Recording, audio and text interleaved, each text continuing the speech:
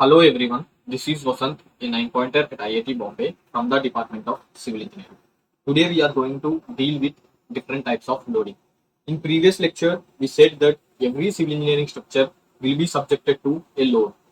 And we also said that in solid mechanics, we are going to deal with internal forces and deformations, which are the consequences of these loads. So to understand these internal forces and deformations in a better way, we need to know what are the different types of loadings a civil engineering structure can be subjected to. So before understanding these different types of loadings, we need to know about different types of axes.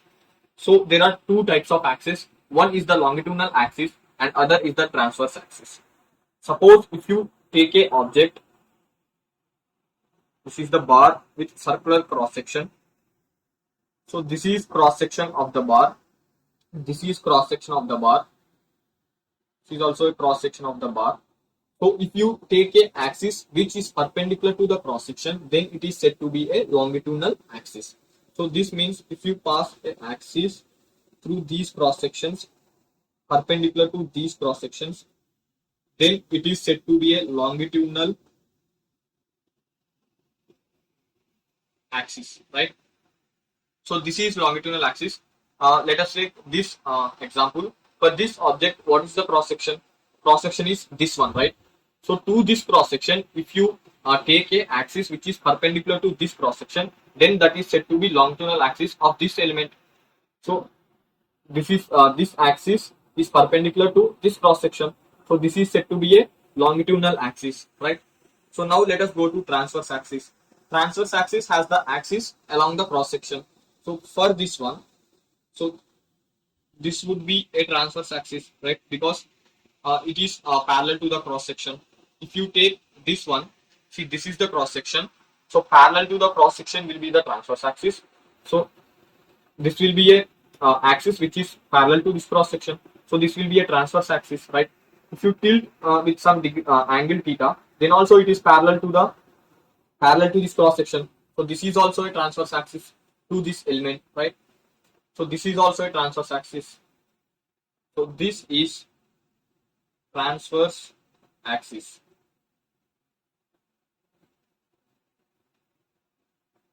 I hope you understand this longitudinal and transverse axis. Now let us move to different types of loading. So actually there are four types of loadings. So let us deal with axial load. See, axial load is force along longitudinal axis. Means suppose if you take this object, for this one, this is the longitudinal axis, right? Longitudinal axis. This is the longitudinal axis. So force along longitudinal axis. So if you apply a force along longitudinal axis which causes axial deformation, then we can say it as an axial load. See why I drawn equal and opposite forces. See, I said in previous lecture, load has two consequences. One is internal forces and other is deformation, right? So when a deformation can be there in a body, when it is in equilibrium and subjected to equal and opposite forces. Suppose if you only apply single force P in this direction, then this duster will move simply like this. There will be no deformation in this duster, just it will move. But if you apply equal and opposite force P along the longitudinal axis, then this duster will stay in equilibrium, right? It will be at one position, but it will deform, right? So this can be said as a load, but the one which you only applied force in only one direction, that can't be known as the load. So the force should be equal and opposite. Means it should create equal and opposite force such that it will be in equilibrium. So this is in equilibrium. So if a body, this duster is in equilibrium, every part of this duster will also be in equilibrium. So if you cut here, then this will be also in equilibrium, right? Then at this cross section there will be load P.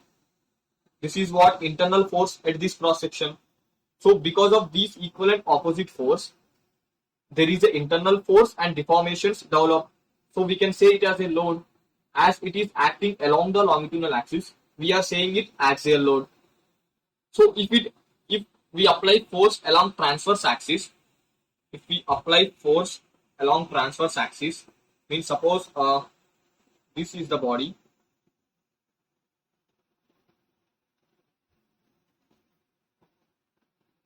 So this is the cross section, right? If you apply force parallel to the cross section, means along the transverse axis, then it is said to be shear force. It will shear the object. If you apply shear force like this, it will shear the object. Okay, means it will deform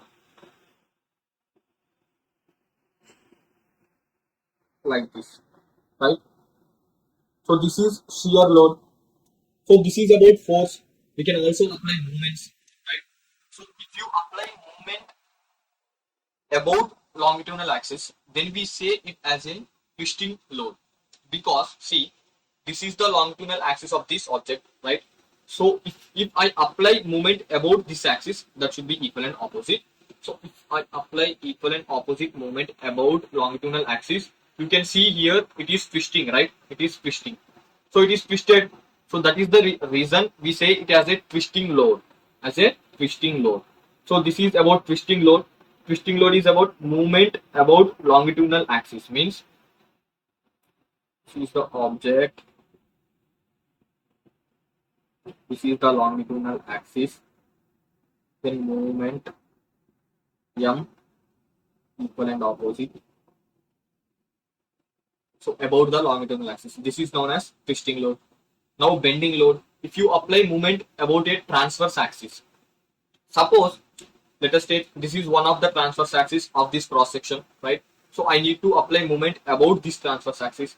About this transverse axis means like this, right? About this transverse axis. You all know about right hand thumb rule. About this means if you apply movement like this, then its axis, its direction should be like this, right? So this is the axis direction here. So about transverse axis. So you need to apply like this, right? Equal and opposite. So see, it is bending. So this is the reason we call it as a bending load.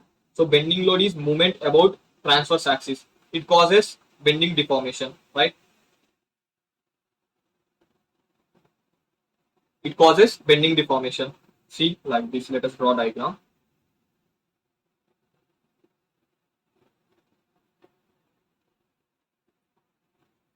This is the axis. Then need to apply movement like this. This is the axis. Need to apply movement like this. So like this, equal and opposite movement, which causes bending. So if you study this line, the last line, application of load along or about longitudinal axis is ineffective, while along or about transverse axis is not ineffective. See, if you take this is the longitudinal axis, so you can directly apply load like this, force like this, or like this, right? So you can only apply along this longitudinal axis because there is only one longitudinal axis, so there is one ineffective way to apply the load, right? But if you take a transverse axis of one particular cross section, there are many transverse axes possible, right?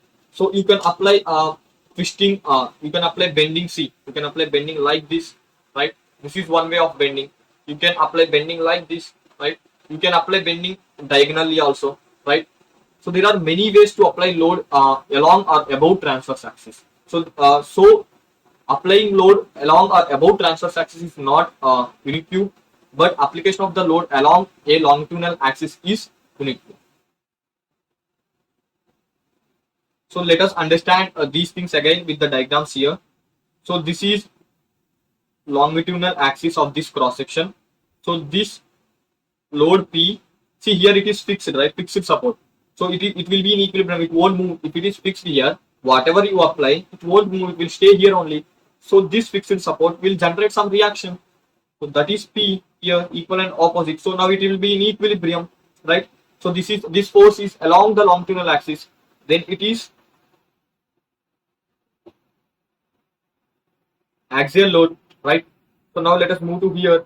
See, this is parallel to the cross section, means transverse axis. So we applied a force along the transverse axis. Again, this is fixed support. You apply like this, right?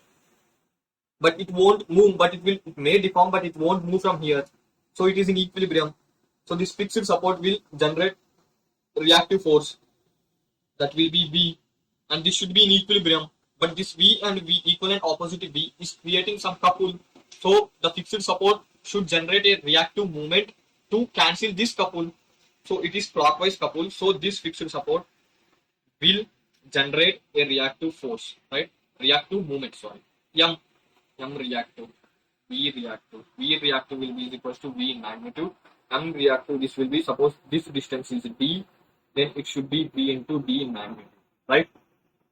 So what is this load? This is force parallel to the transverse axis, means shear load. Now, if we see this, this is the longitudinal axis. So the movement is about the longitudinal axis.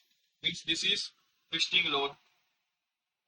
If you see this, this is transverse axis. See, this is transverse axis. So about the sorry, here the movement is applied about this transverse axis. If you see the diagram, because right hand thumb rule. So this is the transverse axis. About this transverse axis, movement is applied. Then what it is called? It is called bending load because it will bend the object. So let us we completed the theory part, but let us see applications of this in daily life. So if you see cutting a loaf of bread,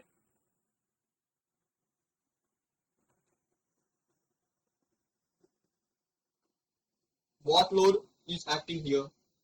If you observe, what is the cross? First, you need to find out the cross section of this object, right? So this is the cross section, rectangle. So then, what is the longitudinal axis of this cross section? That should be like this, right? So then, parallel to the cross section, all axes will be transverse. So she is applying force along this direction, right? P. So it is parallel to the cross section, i.e., it is parallel to the one of the transverse axis. Means it is shear load, as simple as it is. Let us move to here. See, applying like this. What it is? Twisting, right? Twisting load. Let us go theoretically also. This is the cross section shape. It is circular. So then this will be the longitudinal axis. He is trying to apply movement about this longitudinal axis. Means twisting. Again, this is also twisting. Cross section is like this. This is longitudinal axis. Trying to apply moment about this longitudinal axis, right? About this longitudinal axis means we'll try to twist the object, right? So again twisting.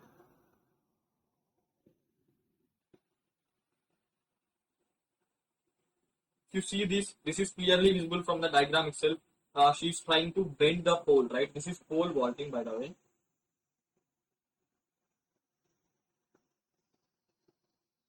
So if you see here, the cross section is like this circular. So she is trying to apply movement downwards. Actually, she is applying force. Because of that force, movement is getting created internally, right? So the movement which is getting created, that is like this. Because it is bending like this means the movement will be like this, right? So means it will be parallel to the cross section, right? See, it is bending like this. So applying like this. So it is parallel to this transverse axis. So this is bending. Again here, this is again circular cross section. Load is applied like this and like this. P, P. So along the longitudinal axis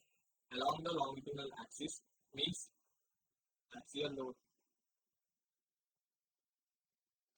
So there are many more applications of this loading. So with this, we end today's lecture. In next lecture, we will discuss about classification of materials. Until then, take care. Bye bye from 9 Point.